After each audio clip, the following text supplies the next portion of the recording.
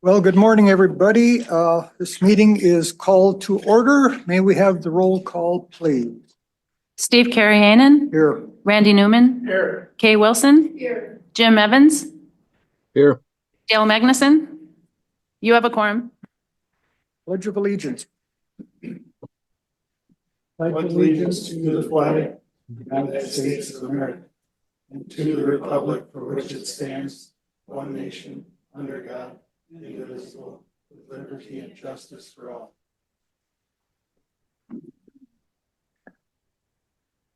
Certification of compliance with the open meetings law. This meeting was noticed to the news media and the public as required by section 19.84 of the Wisconsin statutes. Our meeting agenda is set. At this time, we'll open it to public comments if there are any. Doesn't look like we have anybody online or here today in person, so I guess we can move on to consider approval of minutes from our last meeting. Anyone care to make a motion? I'll make a motion to approve the minutes. I'll second. All in favor? Aye. Aye. Aye. Opposed? Motion carried. All right, on to item number 8, which is events, the Hungry Bear Gravel Race application. Yeah, so this is a annual event. We do have the insurance and the proper application. The course, there's a course map in here. They just use a little portion of Sawyer County trails right on the north end of the county. So the bulk of the race, I think, is done by 9 a.m. in that day. So I don't see any real issues there. This is all in county forest, right? Yeah, yeah. But I see they're closing TV, UTV trails up there then for that. In Bayfield or?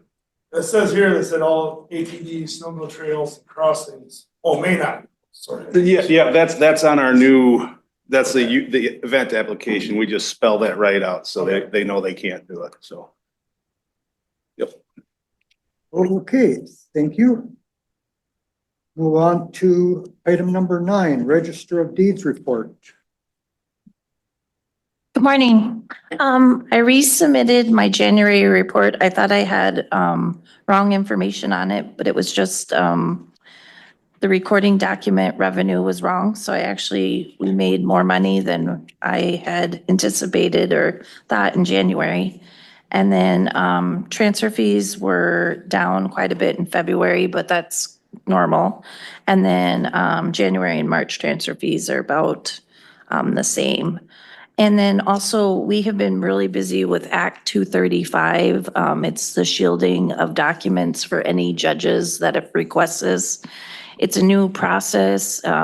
We've got together with land records, surveying, zoning, county clerk. We're just trying to figure out how this process works. We have spent quite a bit of money in the Register of Deeds for a certain program that would shield the documents.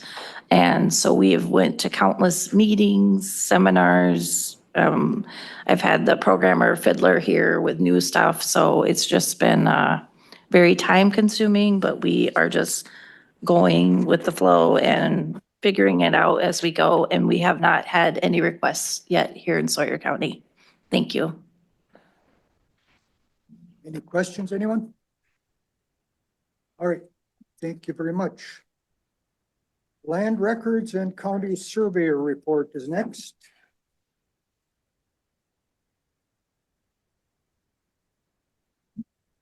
So you'll see, as per usual, Kimberly and Chris have submitted their reports. I don't have much to report specifically for March, aside from every year we submit GIS data to the state. It has to fit within their specific schema. We did that this year successfully. That is required for a grant that we use to help modernize our land records. So that's all on track. Okay, very good. Guess we'll move on to item 11, forestry. Recreational trails report first. Tim Davison, Sawyer County Snowmobile Alliance Trail Coordinator. Just a short overview. We did start grading in some of the trails already this year. Southern part of the county, it's a lot warmer down there and a lot less snow. So we've been out doing a little grading out there. We have been brushing. We will cease brushing next Tuesday or Wednesday on the 15th until July as stated. Trails are looking good considering the spring we've had and the winter we've had. I went out and assessed them the last month, and a lot of them are in real good shape as far as having anything washouts, anything from last year, last fall. The only other thing is I'm working with the Federal Forest Service on gate relocation. We're getting our trails in very good shape, and some of the trails in the federal forest are getting used by other people, and they're destroying the trails and the work we put into them to make them for snow-only trails. So Federal Forest Service likes to have gates on all their trails that are only for snowmobiling. So we're gonna work through the summer, relocate some gates and put in new gates and stop that. That's it. Anybody got any questions? Great. Thank you. Great.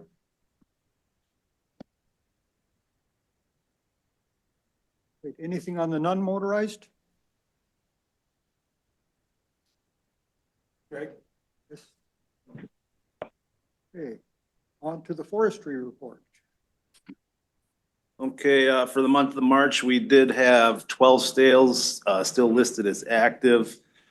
We've got a little bit of sale activity right now on, our breakup jobs that are on, state or federal highways right now. So there's some activity.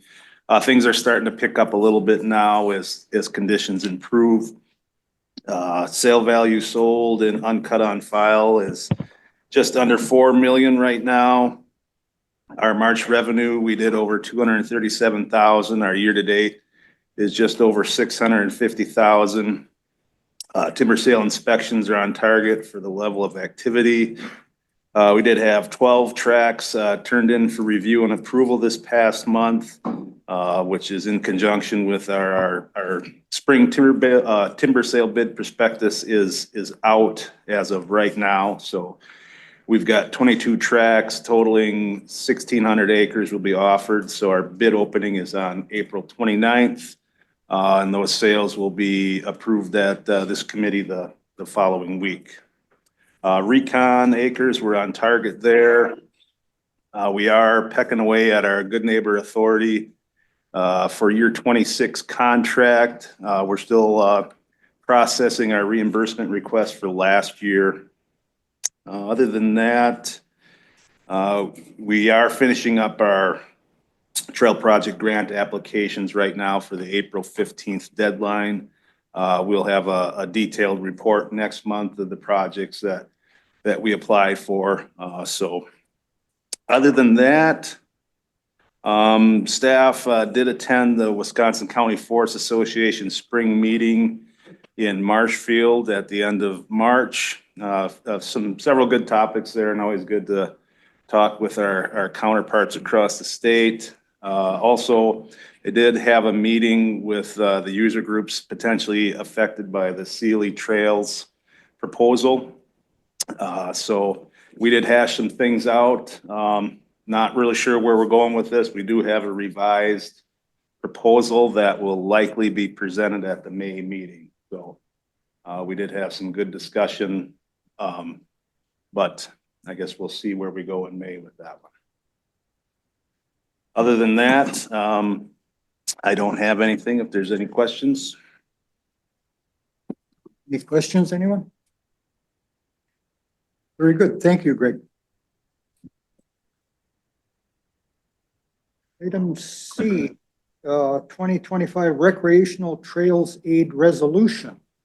Okay, this is an annual resolution that we need to apply for the snowmobile ATV grants.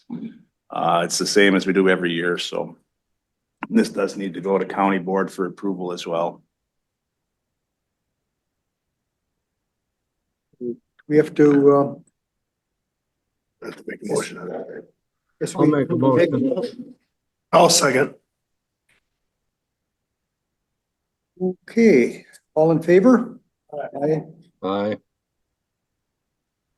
Okay, resolution carries. Item D, 2025 Yeah. Climbing Club Trail Road. Yeah, that route, that's part of the Hungry Bear event application. I wasn't clear, I think, when I submitted my materials and it got a little bit misplaced, so. That's the actual race. Right? Yeah, yeah. Yeah, Oh, so we need a motion there too. yeah. Well, it should have been a motion on the event itself.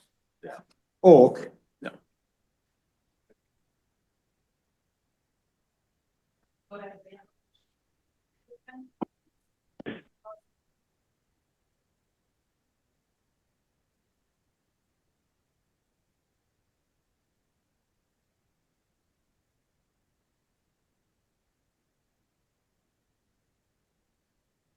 That would be item 9, okay. Second. Okay, motion made and seconded, all in favor? Aye. Motion carries. Great. Bouncing around back to item E, Wisconsin DNR report. So as Greg mentioned, we've been working on reviewing some timber sales that'll be coming out for the spring bid opening. We have some crews out there working on other sale establishment, looking like for the fall bid opening.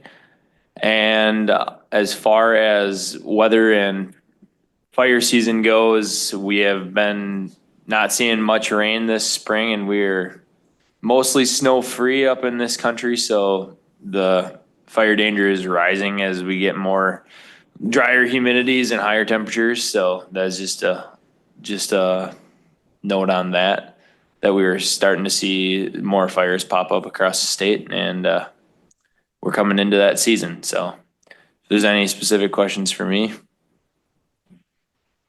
Okay, thank you. That's all I have. Thank you very much. I don't see anyone here from the U.S. Forest Service. So I guess we'll move on to carbon credit update.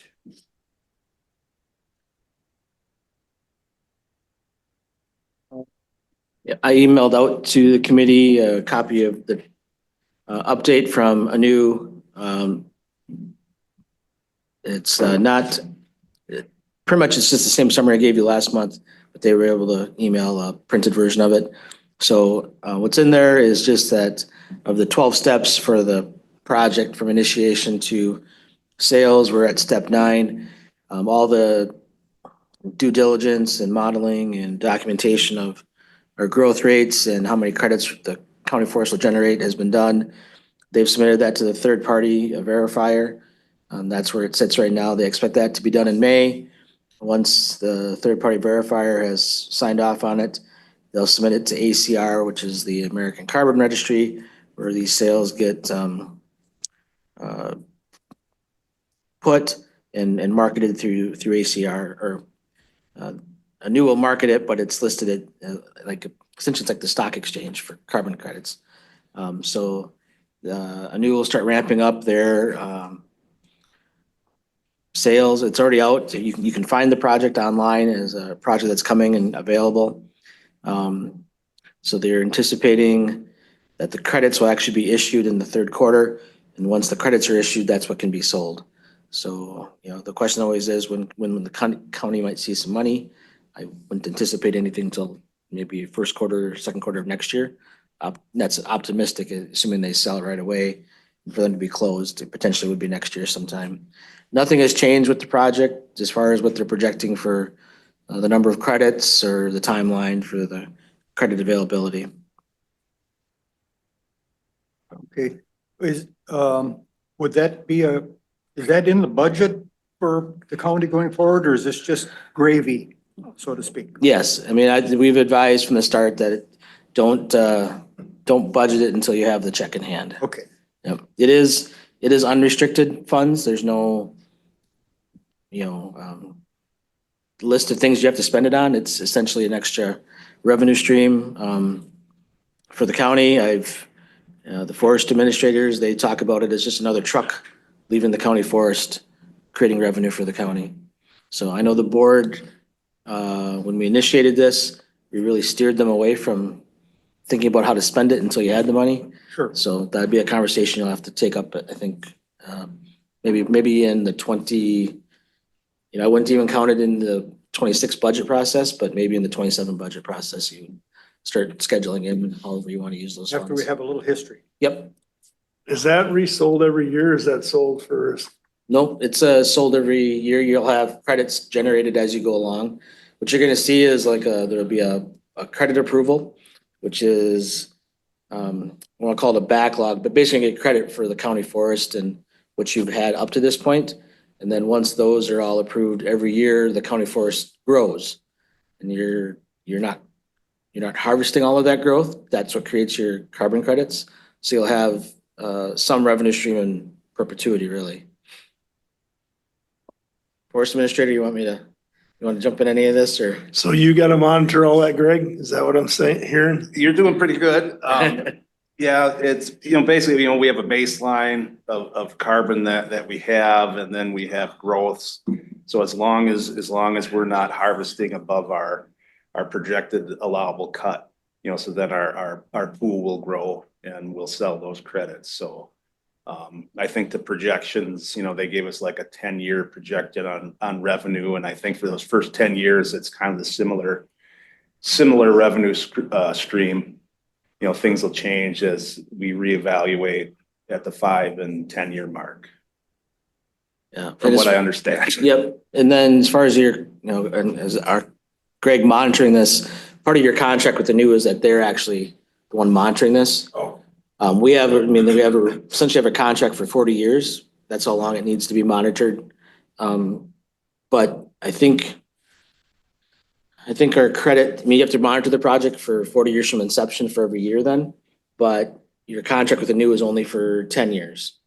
And then at 10 years, you have to decide, is the revenue stream sufficient that you want to keep going and sign another contract? You could go with a different carbon company. You could do it internal. So you have those decisions to make once you get through the first 10 years.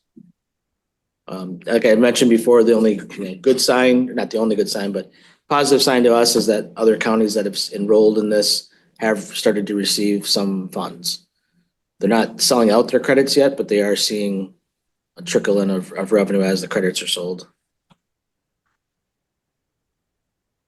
Okay, thank you very much. Guess we'll move on to item number 12, zoning and conservation.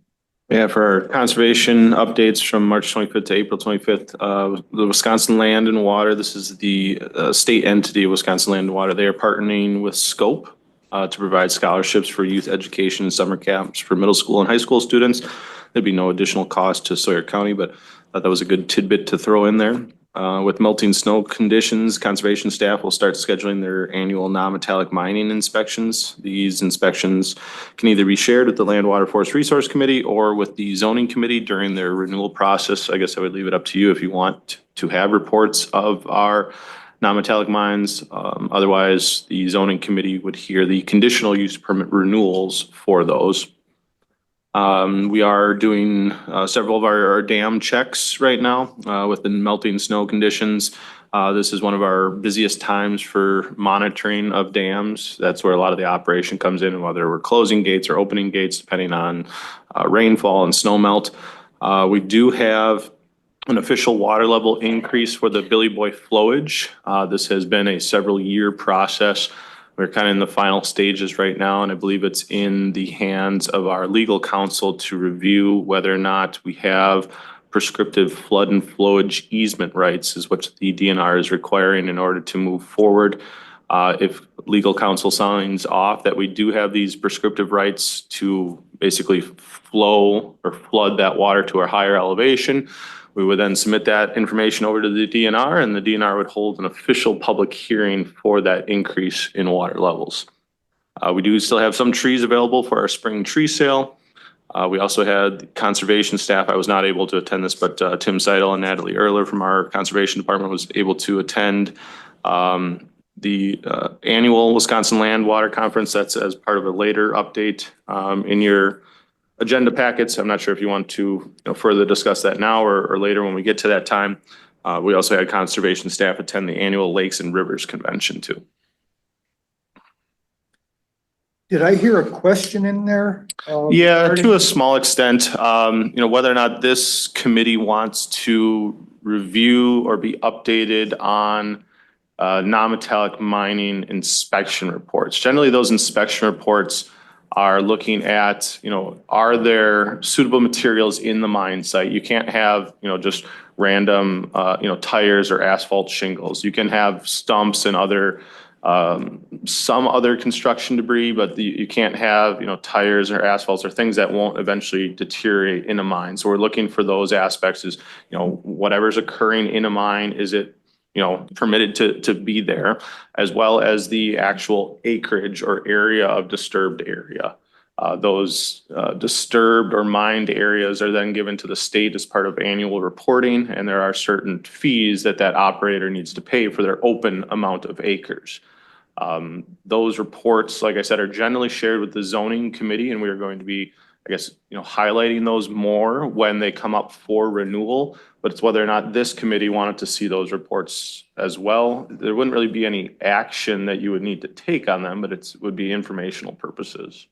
That, I guess, is the question. Okay, yeah, that's kind of what I thought would, you'd have to say about it. And that, to me, zoning makes sense, because it's historically been there, I think, more than here. Mhm. So anybody else have thoughts on it, whether we need to hear that or not? I think we just leave it at zoning. I don't think there's a need for a double report on it. Right. I believe there was a member of the public that was requesting that it be also distributed to the Land, Water, Forest Resource Committee. Okay, well, I thank you very much. USDA report. Anything there? It's not. Item 13, tax deed foreclosure process, treasurer's update.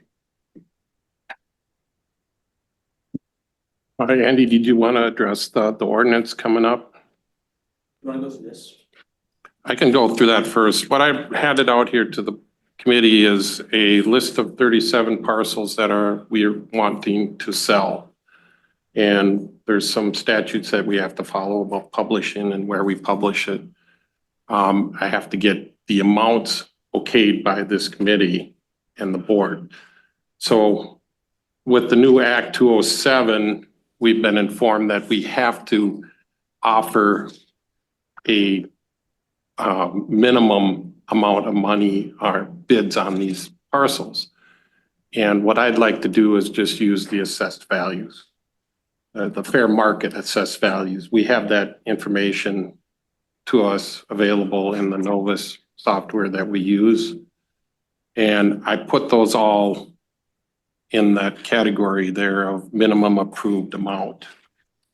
I can tell you straight out, there's going to be some parcels that aren't going to sell because they're just not in a condition that we can get that amount of money. Our goal is to at least get what we have cost involved in these. And like I said, some of them, it just isn't going to happen. So what I'd like to find out from you guys, is this too much information?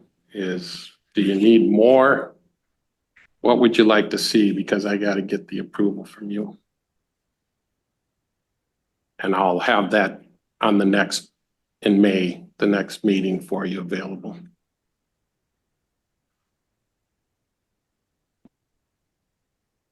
Yeah, maybe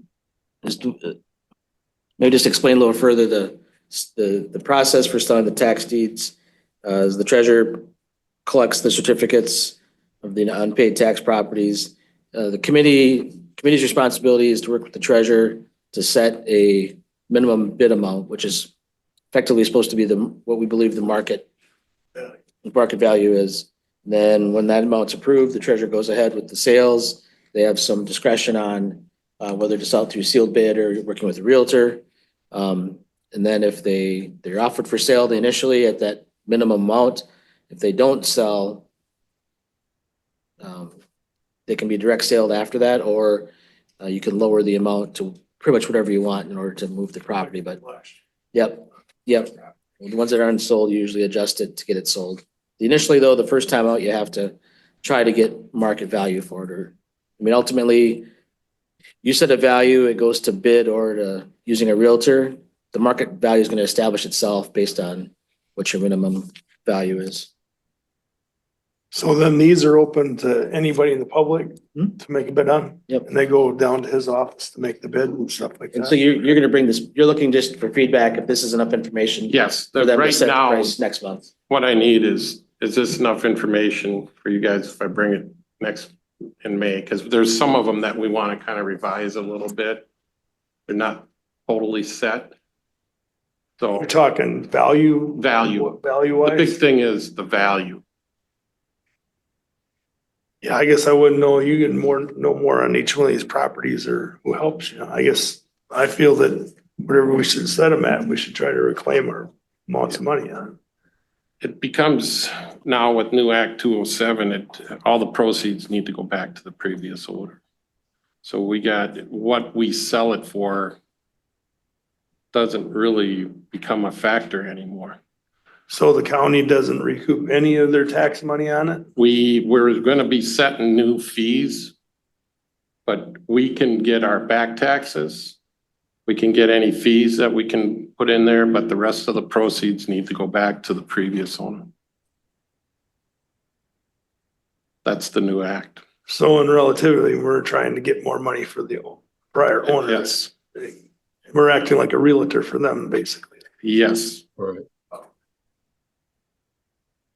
That's why we, as we go on here, the next, what we're gonna address with the new ordinance is we'd like to add fees to these lands, all the stuff that we're doing.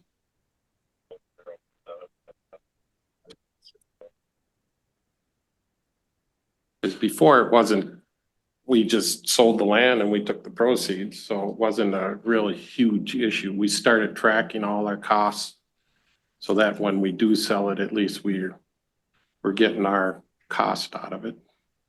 So then when the buyer goes to purchase from, say, the county, that's got to go to Jay and all you guys too then for approval, or no, it just strictly stays with?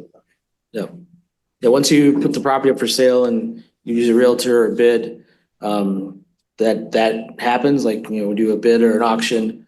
There's a buyer determined based on the highest dollar submitted, and the treasurer will bring you back a list of all those bid amounts or sale amounts. You approve them, and then the sale is closed. And then, like Brian was saying, you have your back taxes, any interest penalties, any cost of the county or administrative fees. That's all deducted from the sale price. We keep that and repay ourselves, and then any proceeds above that are to be returned to the prior owner. And we should put in fees for all that administration work too. Yep, we're gonna go to that next. Okay. So I think at this, if maybe either if you have any comments for Brian, or if you want to reach out to him before the next meeting and let him know what you'd like to see. This is generally what you've been given in the past, and Brian will sit down with Jay and Land Records to go through unbuildable lots and waterfront lots, or what, and maintenance has been out to some of them to look at the condition of the lots. So you have an idea of, there are some that have structures on them in various states of disrepair. So, Various states. yeah. And I just wanted to add with the new act, it feels pretty weird to have to, like find someone to give this money to, but it makes, it's like, this is a statewide thing where it makes more sense in an urban area where you've got like, any of these properties are gonna be like homes that people are living in or something, versus what we usually see on this list are forgotten corners that nobody wants, swamps that nobody wants. It's like a lot of odds and ends. So yeah, our list of properties is different than, where these decisions are being made, I'm sure. I think you see a lot of parcels on here that are sold by the county and then somebody thinks they're buying something sight unseen. And Yeah. we get it back 3 years later because it's unbuildable or inaccessible or so. And there's been efforts to kind of address that, especially with some of the small lots we have in a couple communities of holding them until we can piece together larger lots that are actually usable. And it's not just a statewide thing, it's a national thing. Because the reason we're doing this Act 207 at the state is because of a court case in Minnesota, Tyler versus Hennepin, where it was viewed as a taking of property. And so a lot of states are changing their tax deed process. And I don't know if I mentioned at this committee or the board last month, but now we're part of a class action lawsuit where the county's being sued, all the counties in the state are, because now that that court case was settled and people are changing their tax deed process, the attorneys are trying to go back before the court case to determine any properties that counties sold, kept the proceeds so that they can be returned to the prior owner. So if you hear about that court case, we are part of that. It's been turned over to our insurance company for part of our liability policy to offer us a defense. But yeah, if you don't have any more questions on the parcel list, you'll see that again next month from the treasurer to set the minimum bid. We'll jump over to the ordinance change. Yeah, I think this spreadsheet's plenty good the way it is. Okay. And again, we should review these before the next meeting and see if there's any other questions we have, et cetera, and try to, If you guys want me to, when I get the list, I should have the list ready in the next week or so for sure. I could email it out to you guys so you had it prior to the meeting, so we can you guys can approve it or want to talk about certain parcels before that. We can do that. So it'll speed up the meeting next month. And usually the list, I should say, is not this long. It's usually you get 1 year. We have a bit of a backlog. Yeah, going forward, we're gonna stay on top of this. We also are gonna look at making sure that if we acquire a parcel, it's worth our time to actually acquire it, because some of these things they turn into be more of a nuisance than it is to actually go through the whole interim process. all right, thank you. For Act 206, what if you're not able to find the owner to give the money back to? And by finding that owner, that could be a very large expense to do as well. That's being accounted Well, for, right? right now, the act is set up that we have to send out a certified check to the previous owner It's listed on the property. that was listed on the property. We know for a fact that some of these people are deceased. We even know a little bit of background that nobody's gonna cash this check. So after a year, then we have to take that check, put it into our unclaimed funds, publish that.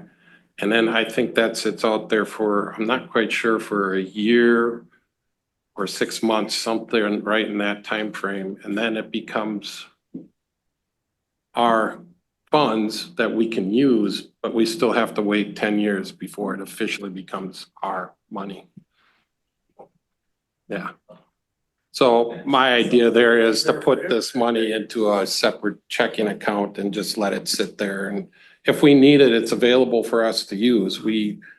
It's not like we can't use it, but we better make sure if somebody does show up, we can pay it back. Most of this is small parcels. There's not a whole lot of money involved in it. There's only 3 of them on here that are actually worth anything. So. Very good. Thank you. So we're on to item 14. We gotta Oh, do 13. 13 Double I. double I, amendment to Sawyer County Ordinance, taxation, chapter 24. Yep. We went through this last month. This is the new ordinance that would address Act 206 and 207 from the last couple legislative sessions that made the changes. I think everybody was good with what we had proposed, except there was a request to add in the timeline for prior treasurers. The county, for whatever reason, we're waiting 5 years to take these properties when you can take them at 3. You have 1 year after delinquent taxes, there's a notices scheduled for 2 years. And then at the 3rd year, you can issue a tax certificate and take the property. The county was waiting until 5, which some of the properties we have, the sooner you would take them, the more of an asset you'd have to sell. And they're really, I think, we've built up a list of properties that just keep waiting 5 years to pay. And meanwhile, we are settling with the other taxing jurisdictions until we receive those tax proceeds. So in first page, line 2, the language that was added is the county treasurer and the Land, Water, Forest Resources Committee shall act as expeditiously as allowed under Wisconsin law to proceed to acquire title to tax delinquent properties, but in no event longer than 3 years from the date of tax certificate issued, unless a longer period is required by applicable law. So that was the language added since last month in order to address the timeline. But otherwise, this amendment, or actually it's an amendment in addition to the ordinance, outlines the process based on the new state statute for when the treasurer takes it, the time period. Under number 7, there's a time period now where the treasurer has to proceed with advertising those properties for sale. And then it also goes into what is done with the proceeds of the sale based on the new statute.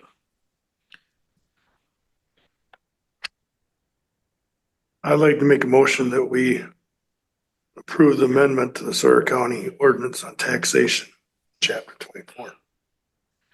Have a second here? I'll second it. If I could make just one clarification, that's the changes. So there is a resolution in there as well. So you actually want to approve the ordinance under the county board for approval, which includes approving the ordinance as written.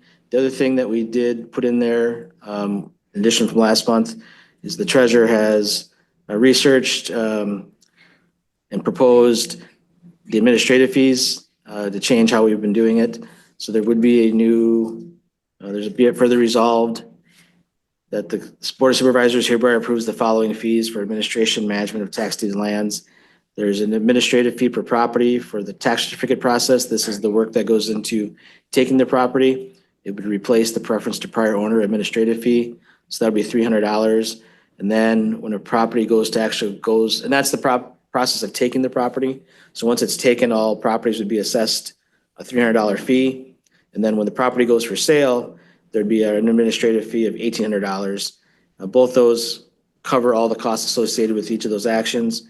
And then they'll also be tracking per property any other expenses that are accrued, and they'll be attached to their property as a cost based on the actual cost. So when the property is sold, all these fees and expenses get deducted. We retain them.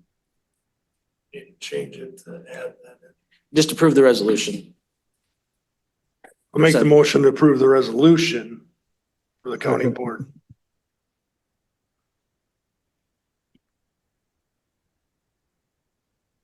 Did I hear a second from Jim? Yes. Okay, thank you. All in favor? Aye. Aye.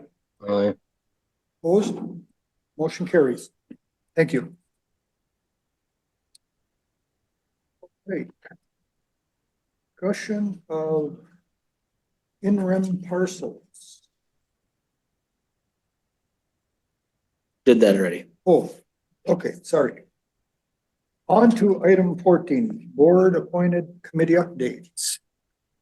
I don't think we have anything. Yeah, Jay does. Oh, Jay does.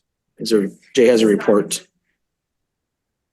And again, I wasn't able to attend those, so I had staff kind of write up a report of them. If there's any questions from those conferences, I can circle back with those staff members that were there, but I don't have any further thing to add to those. Okay, thank you. Future agenda items. Guess we've got some, as we just discussed a short while ago.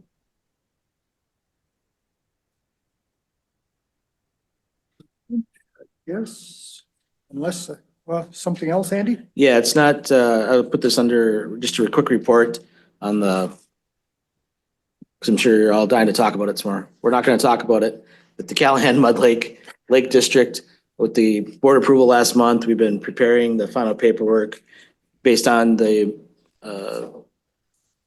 amendments that were made at the board meeting as far as the boundary. So we did produce a new boundary map, a list of properties, and we just need to get the documents put together, and we'll be distributing those to the petitioners. Did want to note, some of the board had reached out after the meeting regarding a property owner who had requested removal months ago. That request went to the board. Staff wasn't aware, so it was not included on the list. But based on the motion made at the board meeting to exclude all property owners that requested removal, we did work with Corp Counsel and did include that property owner in the list of removals. So that's been addressed. There was a question about when we would get the paperwork so the committee could start working, because we only have 90 days. Yeah, working on hopefully today, tomorrow.